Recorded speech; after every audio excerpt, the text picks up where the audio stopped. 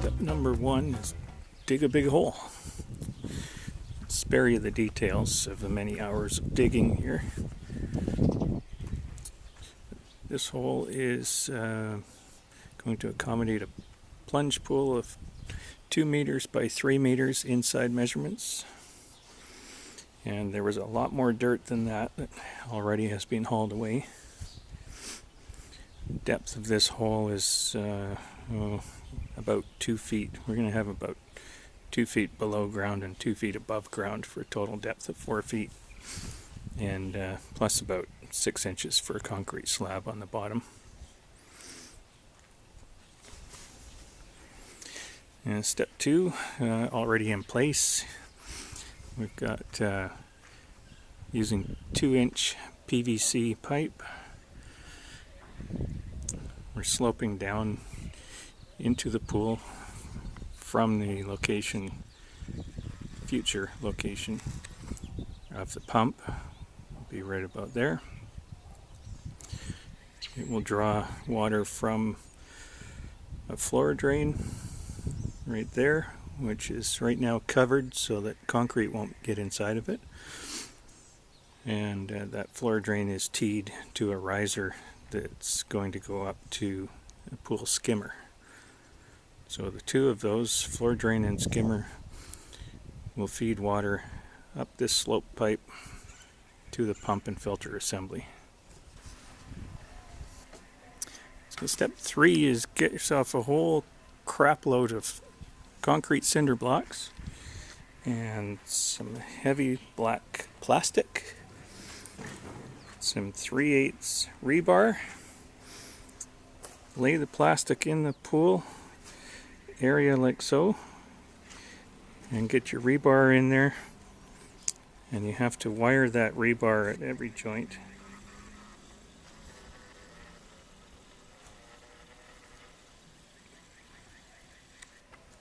As you can see in a bit of a blurry way right there. That's maybe a little better.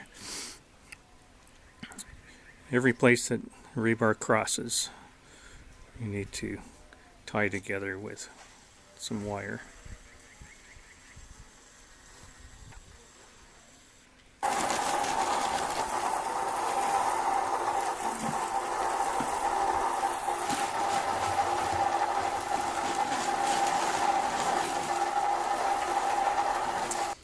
And just like that, we've got the makings of a plunge pool. We've got some concrete laid down in there. It's just starting to set up now. There's our drain coming out. Got some rebar sticking up all the way around. That rebar is bent into U shapes. So it's one continuous piece that goes from one side all the way across and then up the other side. The idea being that when the blocks go in, we'll lay the blocks right over top of that rebar and then fill them up with concrete afterward for added strength. And there's our drain. Looks like it's covered, but it's not. It's got a cardboard cover taped over top, and then we'll put the actual straining part, the strainer, over top with a couple of screws after the fact, once the tile is done. So this was actually pretty easy, because you saw that I had a few able-bodied helpers here, so that definitely makes it go a lot quicker. Now we're starting to work on the block walls. As you can see, we're curving the corners a little bit. You can do square corners, or you can angle them like this. And our rebar is coming up through the blocks. That'll tie them to the concrete floor.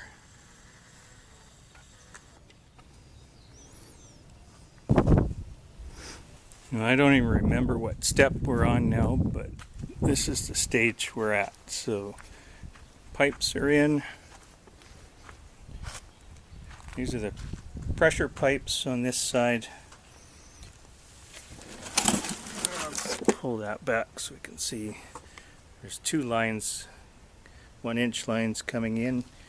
Each of these 1-inch lines tees. Maybe get a better view of it from down here.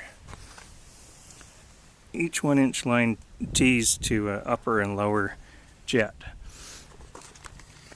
which we can see here on the inside. And that's the seating area all the way around in progress. And over here we have our skimmer right near the top edge. Water level will be just above the bottom of that skimmer. And moving down to this end, these pipes come around the end, 2 pressure pipes up here, and they elbow toward what will become a pump house right in this area. Over on this side, you can see the suction line and how it tees between the floor drain and the skimmer.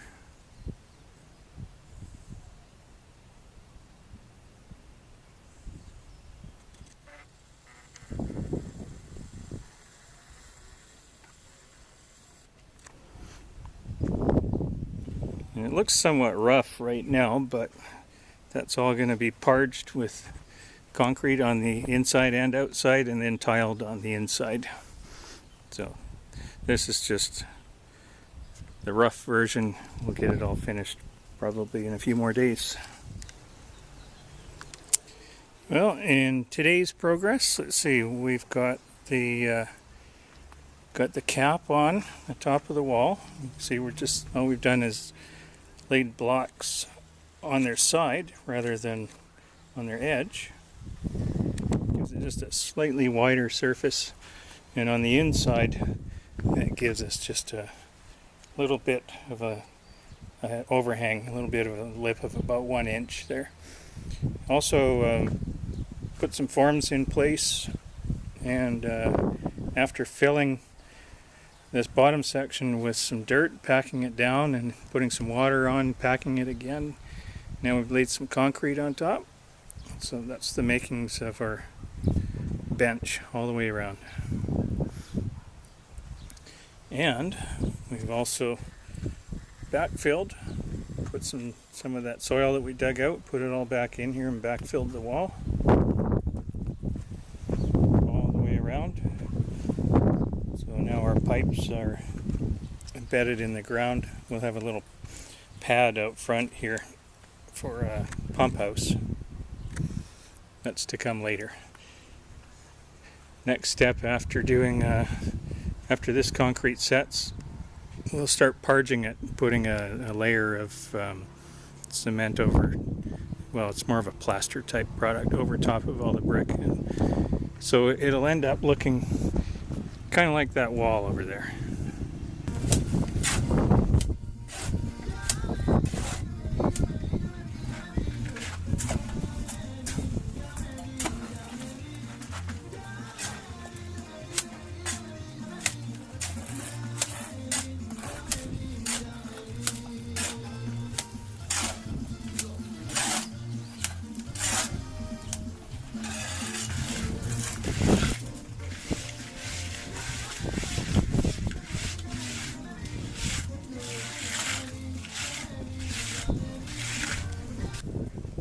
Well, here we are almost at the final step. This is the final bit of the major construction anyway, the bones of it, if you will. So they've rounded these corners quite nicely, parged everything, finished off the steps, cleaned up all the debris inside. We still have some plumbing to do there, just to put the jets on the pipes, but that will come after the tile is done inside. So there you can now see that we've got 3 equal drop stairs coming into the pool. They're tall steps, but that's by design because we didn't want them going all the way across to the other side of this small pool. And over here we have the opening for the skimmer. And kind of last minute thing, I had them build a little protection around the other side of the skimmer just to finish it off and give some protection to it. You can still, we'll put a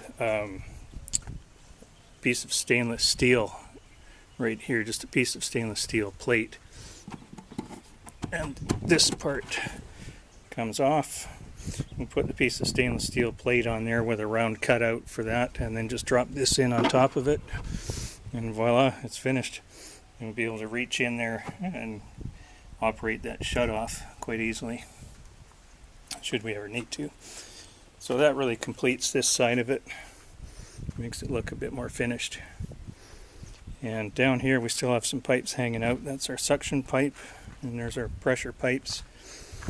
And I haven't quite decided exactly where yet, but I'm going to put a separate little box here for the pump and filter, probably pretty close to where you're looking center screen there right now.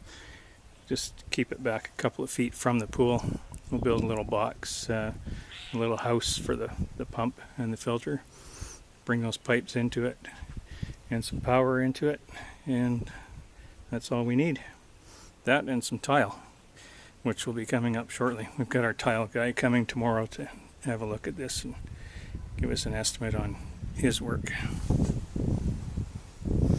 Okay, well, here we are. We've got the basic bones built, but there are a couple of things I'm going to note here that you might want to pay attention to, and I'm going to just climb inside the pool to show you. So our guys, they parged the inside of the pool and the outside with kind of a mortar type mix, and when they did that, as you can see, it's kind of rough looking. In some ways that's good. It's going to give a really good bond for the thin set mortar that holds the tiles on, but there are quite a few things, little spots that were sticking up, high spots and so on. So after it hardened, I had to go around the entire pool here using I've got about a 3-inch wide concrete chisel, and I went around the whole pool just scraping it with that chisel, knocking off the high points as I went around. So I basically just leveled the surface, all the surfaces as I did that. And the other thing is that we had some pipes, which you might remember from an earlier video, that were sticking out here for the jets. However, they put concrete right tight around those pipes, and I had to chisel all that out because these jets require about a 1-inch depth that they have to go inside the concrete. So in order to glue them in place, I had to get in here and chisel all the way around here so that I could slide that piece inside over top of the pipe. The pipe being, of course, cut off flush. I just ran a saw blade down here and cut the pipe flush with this surface. And then I was able to slip these on after chiseling out around the pipe. I could slip these on, dry fit them, make sure they could go in. So I did that, and then I glued them in place. You can see the PVC cement in there where I glued them in place. So the pipe is now bottomed out on the shoulder inside this fitting. And then I mixed up a little bit more mortar and did a patch all the way around each of these. So that job could have definitely been a little bit easier if I had anticipated that beforehand. So there's one tip for you. Make sure you get those prepared beforehand. Here's our drain in place. It's looking pretty good. It's flush with the surface. Had a little bit of water in it because, of course, when you pour fresh concrete, you want to keep watering it for a while so it doesn't cure too quickly. And in doing that, the water, of course, ran down into the drain and filled the pipe up with water. I just sucked it out with a shop vac and allowed it to dry in the sunlight. So that's good to go, and I've knocked all the high spots down. Next step here is I've bought some sealer. It's called a cementitious type of sealer, so it's a cement based. It goes on with 2 thin coats over top of the concrete, and that makes it perfectly waterproof. And then over top of that we can tile with whatever we want, and we've purchased some Venetian tiles to do that. So next step that you're going to see is the application of that cementitious sealer, and that's just brushed on, or actually you can brush it on, you can trowel it on, or you can spray it on, apparently, depending on what consistency you mix it in. My preference, I'm going to brush it on, and you'll see that coming up next. Now this here, what Chico is demonstrating, is the cementitious sealer that we use on top of the concrete to waterproof it. This is, excuse me buddy, it's called Sika Top Seal 107, and it's available here in Mexico as well as north of the border. It's, I just thought I'd show you this. I was of the mistaken belief that this was a pre-mixed product that comes in 5-gallon pails. And I was reading the instructions that I found online, which is telling me to mix part A with part B. And I thought, well, how can that be? Am I missing something? So just so you know, once you break the seal and lift the lid, you're going to find inside part A and part B. And so the pail is just given to you for mixing in. So there's a liquid part A and there's a powder part B, and they're given to you in the correct proportions to make a slurry, which can be, because it's slurry consistency, you can put it on with a brush, a stiff bristle brush, or you can spray it on if you have the right equipment. If you don't have that, or you prefer to do it with a trowel, you can put it on with a notched trowel, but they say to use only 90% of the liquid component if you're going to do that, and that gives you a troweling consistency. So we start by using our heavy-duty drill and with a mixing attachment, and then okay, now seeing as how this is something of a time-lapse photography over quite a number of days, I'm kind of forgetting where I left off, but I think last time I showed you this sealer, this Sika Top 107 sealer, which is a cementitious type sealer, and it's a two-part product. Comes in a powder and a liquid, the liquid being part A and the powder being part B. And so we've already done that, mixed it together. It mixes up like a very thin slurry, sort of mortarish, and this comes in both a cement gray color as well as a white color. And the store actually didn't have enough of either one to fulfill the needs, so we ended up getting half and half. So this looks a little bit funny, but here's the completed waterproofing. So you can see in there we used gray on the vertical surfaces, and then switched to the white and did the rest of it in the horizontal surfaces, with a little bit of pink tinge thrown in just for your viewing pleasure. That's because up here I used a roller that, it was a used roller, had a little bit of red latex paint still in it, which kind of bled out along with this. It's not going to hurt it since it's all water based anyway. But that leads me to the next comment, which is that this stuff says that you've got a working time of about 60 minutes, maybe it goes down to about 30 minutes in warmer temperatures. Well, all I have to say is you better be prepared to work really fast. Have your tools laid out, your choice of application tools, and have two people ready to go and work as fast as you can. Because it starts out as a real wet slurry mix that you can't even trowel on. But if you try to brush it on, it just doesn't work that well. And then within minutes it starts to set up and it becomes trowelable. But the moment it gets to that stage, you're almost over the top. Like you have to trowel like a madman to get it on before it hardens in the bucket. So it was a bit of a balancing act applying it. What I found worked well is on the vertical surfaces, I tended to use the more set up product and trowel it on, because then it would stay on the vertical surface easily.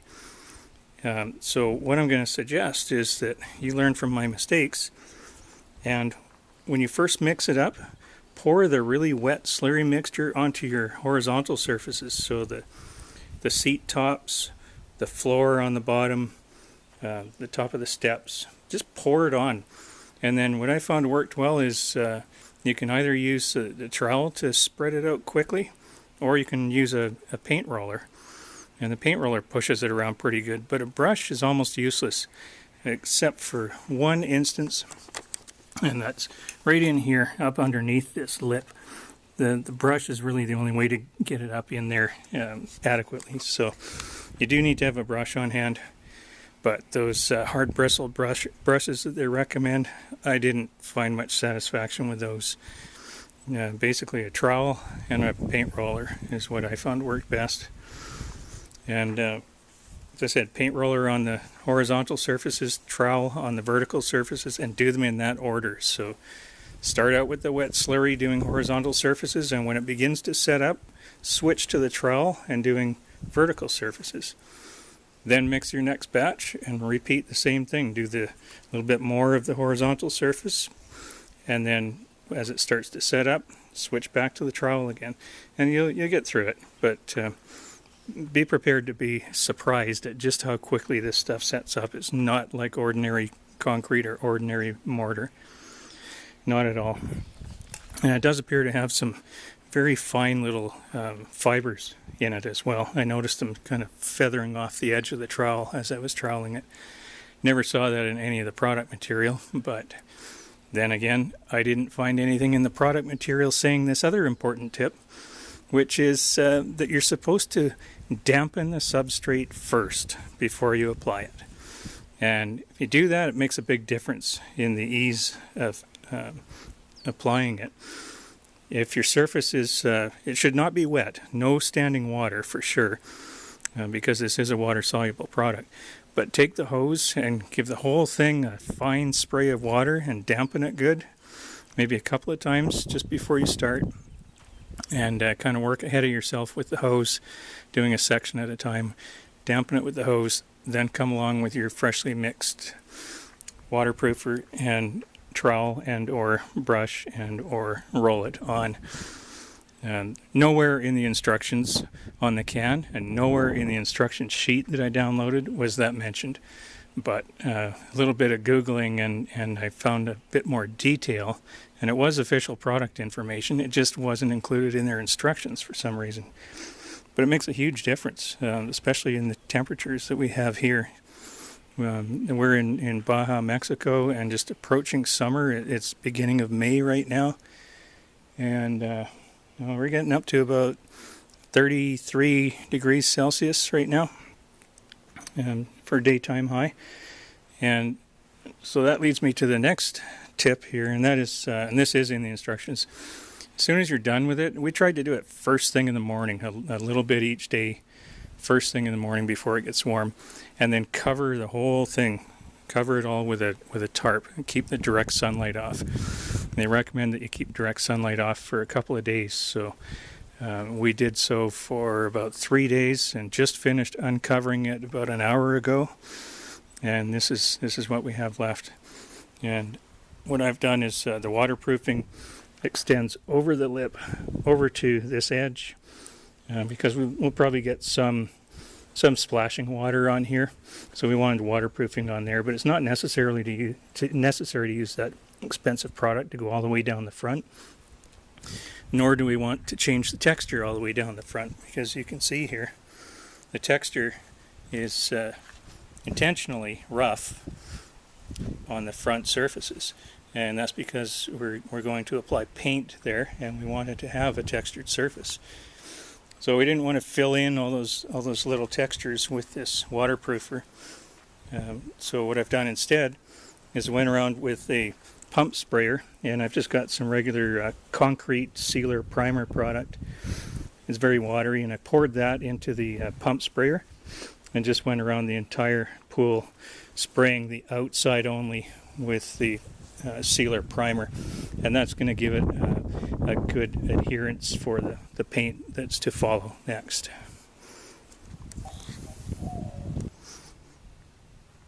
So we've followed the concrete waterproofer with a concrete sealer primer just on the outside where it's going to be painted, and that's quite a watery product. 1 gallon was enough to do this.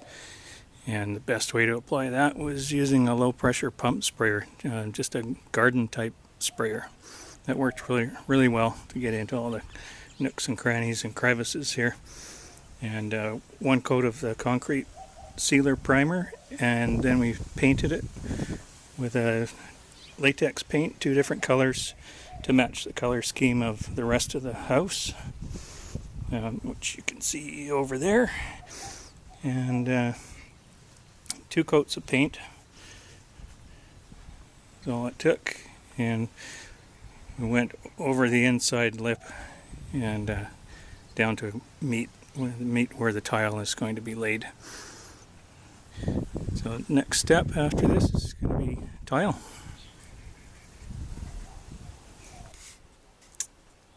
Well, here's the next progress report. The outside is all painted and starting to do tile on the inside. And you can see tile is about half done now.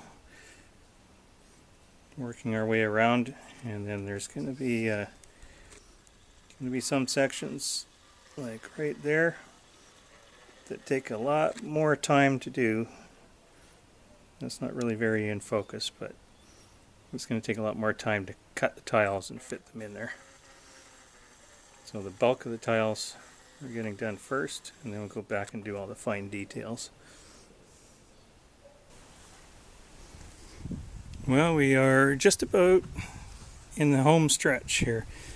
Cleaned up all the piping, put a few elbows on to bring everything up in the same place. There's going to be a little pad there to accommodate a pump house. And the tile work is all done. We put the very common blue hues of pool tile in, using a dark blue just to outline the edge of the steps, so that when people are going up and down the steps they don't miss, and also outline the edge of the seat all the way around.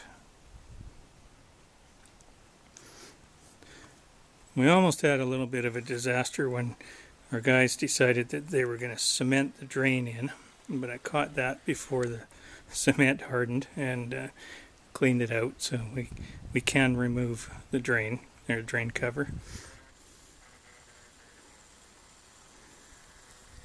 And so at this point we finished painting the outside again and the top edge, and we're just waiting for our pump and filter to arrive, and then we can build a little pump house. We're going to get a stainless steel lid for this skimmer housing, and we'll get a stainless steel door for the pump house, and then we'll be ready to put some water in. So approaching the final phase here. Turned all that underground piping into a pump house. I'm having a little trouble with our hired help lately, so I ended up doing this part myself. Just poured a small concrete pad near you can see it at the bottom there. Concrete pad, little block, and wasn't that hard to do really. Just takes a bit of time. And the plumbing, that's a bit of a plumber's nightmare, but it works out. So as you can see, I've got a main shut off right here. This is the suction pipe from the pool, and then over here is an inlet for a vacuum, should we ever want to use one. And then we've got individual shut-offs on the 2 pressure pipes that go to the lower and upper jets. And this is where the pump is going to attach. A pump and a sand filter that I've purchased. And you can also see that I put some electrical in with a ground rod. It's about a 10-foot copper ground rod.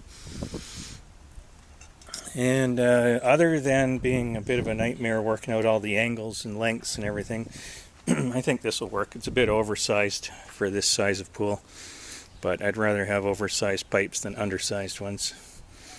We're still waiting on the stainless steel, guys. That's the last thing that we need. So we're going to put a stainless steel cover over this thing, just a flat piece of stainless steel with a hole in the center that this plastic cover will drop into.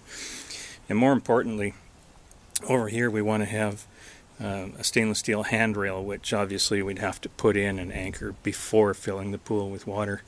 And right now that's the only thing keeping us back from filling it with water. This is ready to go over here. I just have to drop the pump and filter in there. And there's going to be, I'm not sure if it'll be stainless steel or just painted steel, but we'll put a flat lid over top that's removable with a hinged door right down here. So we'll be able to lift the door up and have access to the valves and the suction fitting without having to lift the whole thing off. But if I do need better access, I can just take the whole top off. So that's the idea. And as soon as we get our stainless steel guys back to work, then we'll be able to go on to the next phase. I'll just walk over and let you have a look at the pump too.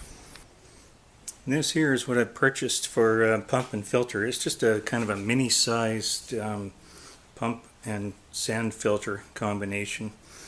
These are a good type of filter to have. There's no cartridges to replace. You just have to backwash the sand once in a while.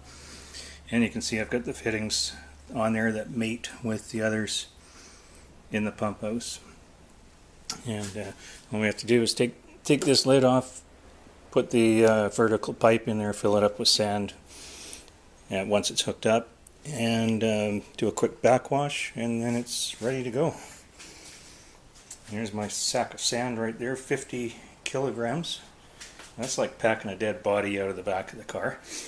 Not that I know what that's really like, but it's what I imagine it to be.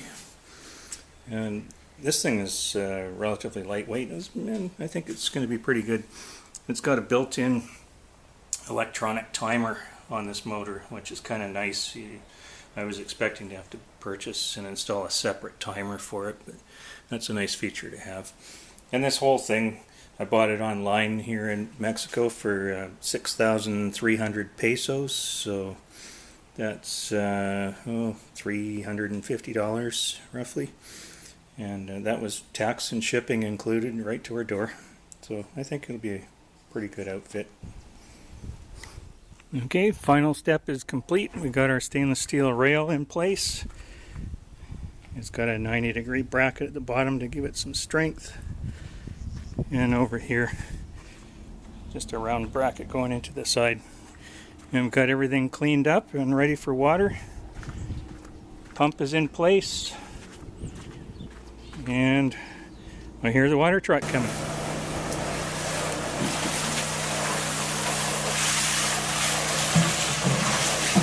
That worked well. The buckets to help ease the flow of the water so it doesn't damage the tile.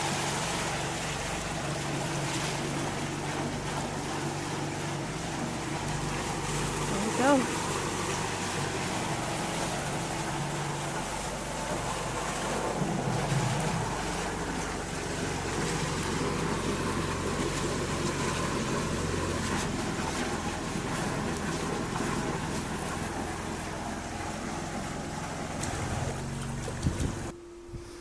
Well, I thought I would show you one final, this probably will be the final view of this, because quite honestly it's just too bloody hot here right now to be doing anything else.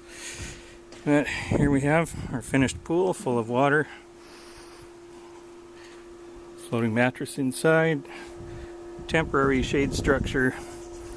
We're going to put something a little better over top of it once it's cooled down enough that we can actually work out here and dig holes.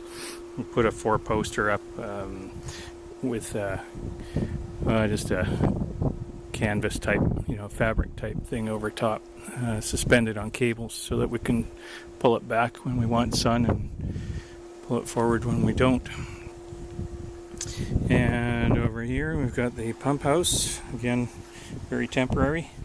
I'm going to make a steel lid for this that goes over top and with a folding door that comes down, but it's quite pleased with that pump. It was a low-cost pump and it's very quiet.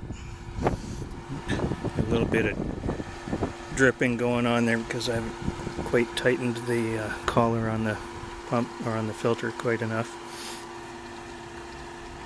But all in all, it seems to be working really well. It's very quiet. You can barely hear it when you go into the pool. And water temperature is quite nice right now. In fact, we were able to jump in right after the water truck left. Water was already semi-tepid in temperature. And that's it. We're going to call it done until winter, when it's cool enough to get out here and build a shade structure over it. So I think I'll close off the video series with this one, and hopefully you got something out of this and you'll be able to build yourself a low-cost pool that's going to last you for many years.